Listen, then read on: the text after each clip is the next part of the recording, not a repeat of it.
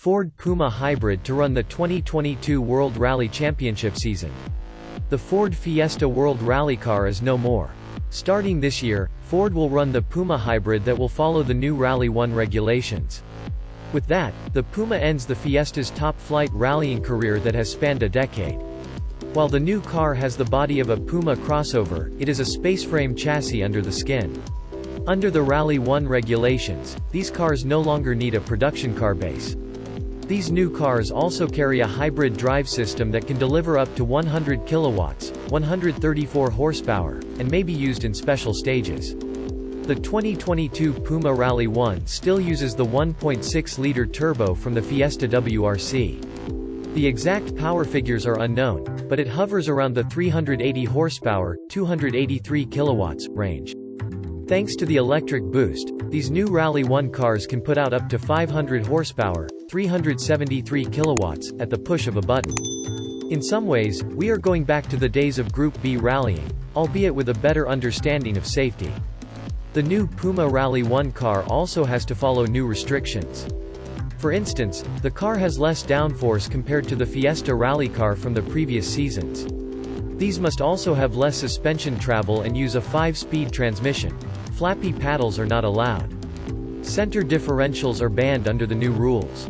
Leading Ford's 2022 WRC charge will be Craig Breen and co-driver Paul Nagel. Breen and Nagel came from the Hyundai World Rally team to bring Ford back to the winner's circle. Other drivers and co-drivers for the M Sport Ford World Rally team are Adrian Formeau and Alexander Correa, Gus Greensmith and Jonas Anderson, and Sebastian Loeb with Isabel Galmache. The 2022 World Rally Championship season will kick off at the Monte Carlo Rally in Monaco. It will run from January 20, 2022, to January 23, 2022, with 17 stages planned. This is an entirely different thing. It'll take a switched-on crew to get something out of that. Sage words from a man who knows his mud-flapped onions. David Lindsay has spent the last 2 decades shaking down M Sports, and thus Ford's, World Rally Championship competitors. From the Focus WRC made famous by McRae to the outgoing Fiesta WRC that took title honors with Ogier, and everything in between, he's driven it. If anyone can deliver a succinct vox pop on how the new, hybrid-powered Ford Puma WRC feels, David's Erman. The 2022 season brings a number of big regulation changes, and the growth from Fiesta to Puma visualizes them nicely. As well as being safer, the cars are bigger, with another 107mm in their FIA-regulated wheelbase and an additional 70 kilos of timber.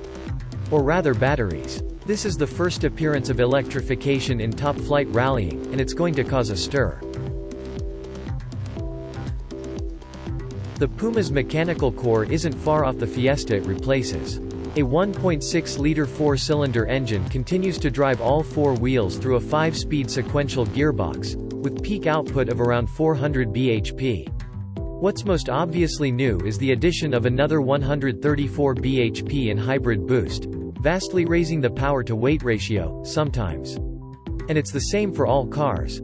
The battery pack arrives sealed up from Compact Dynamics and is placed in a location chosen by the FIA to both maximize safety and create some parity in the weight distribution of Ford, Hyundai and Toyota's Rally1 class contenders. But neither the Puma nor its i20 and Yaris rivals will be 500-odd horsepower cars for long. On the start line, drivers will be allowed full power for their first acceleration, lasting around 3 seconds.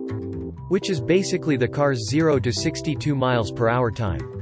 Then it's back down to petrol power only until the driver earns what's called a valid region. Basically, they have to brake hard enough and long enough to satisfy a set of criteria and unlock a 30% boost which might already be sitting there untapped. It's not like the endurance side of things. Hybrid isn't something that's been slowly coming in for the past couple of years, says Craig Breen, who's moved from Hyundai to lead M Sport's assault on the championship. It's the first exposure we've got to it, so we've got a lot of things to learn. It's definitely taken me a little bit of time to get myself up to speed. Will drivers be braking in corners they might usually take flat? There's definitely a bit of adaptation that needs to be done, says Breen. It's a trade-off. We want to unlock as many boosts as we can, but obviously every time you're braking, you're slowing the car down. So you need to be realistic about where you're genuinely better off braking a bit more, and getting the boost, and where you're better off not worrying about it and just carrying the speed. It's going to take over rallies in the coming years, and it might be a couple of seasons before people really get to grips with it. It's hard to imagine some of the most committed rally drivers of yore, a certain Scotsman, whose pictures decorate the halls of M Sport's Lake District base, comes to mind, being altogether cool with deliberately hard braking where it's not needed, merely for a brisk electric boost onto the next straight. Mind. Braking hard into a corner before exiting with a whole heap of extra power may make for some extraordinarily slapstick action. Which leads us onto the new safety aspect. The outgoing Fiesta WRC was exactly that, a production Fiesta shell given a motorsport makeover.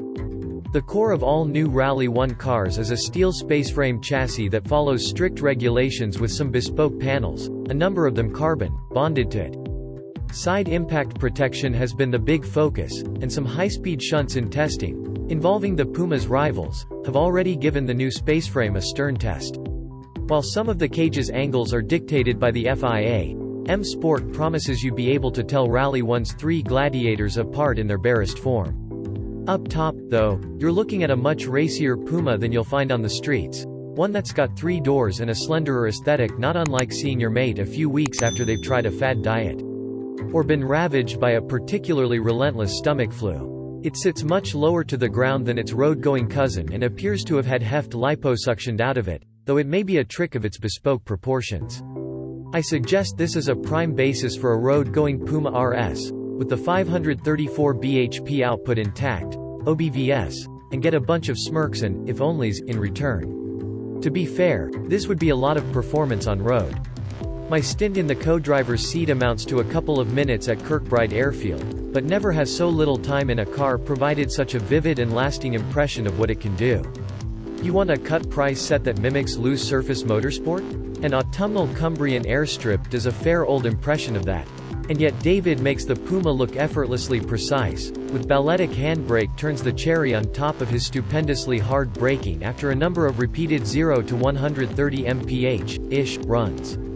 The Puma's at once gob-smacking and unflustered, remarkable and yet not. The modern rally car is the true swan of motorsport, expensive diffs and damping lending the driver's quarters an air of utter calm. But holy cow, it's fast.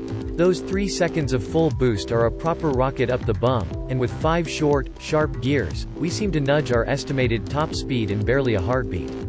And all while gliding luxuriantly over grimy, pockmarked surfaces that had nearly shaken the door cards from my Hyundai road car on the way into our rendezvous. I can't comment on the improved safety of 2022's top-flight rally cars because David's a gent and didn't crash. Is hybrid technology as an occasional booster anything other than a gimmick for commentators to get their tongues twisted over? That's up for debate. In time, we might see cars whir silently around the service area, or travel between stages using electric power only to spin some positive local PR. As for performance, the extra power has made a brief but ballistic impression on my proudly bobble-hatted head. Seeing just how many drivers opt to use the boost at every opportunity, and how many swerve the brake pedal and just stick to last year's pace notes, will be the real adjudicator of how fruitful the electrification of WRC has been. Some drivers might still try to drive their own way, says M Sport development boss Tim Jackson. But ultimately they won't win. The ones that can adapt to the challenge with an open mind, not stuck in their ways, will be the ones with the rewards at the end of the season.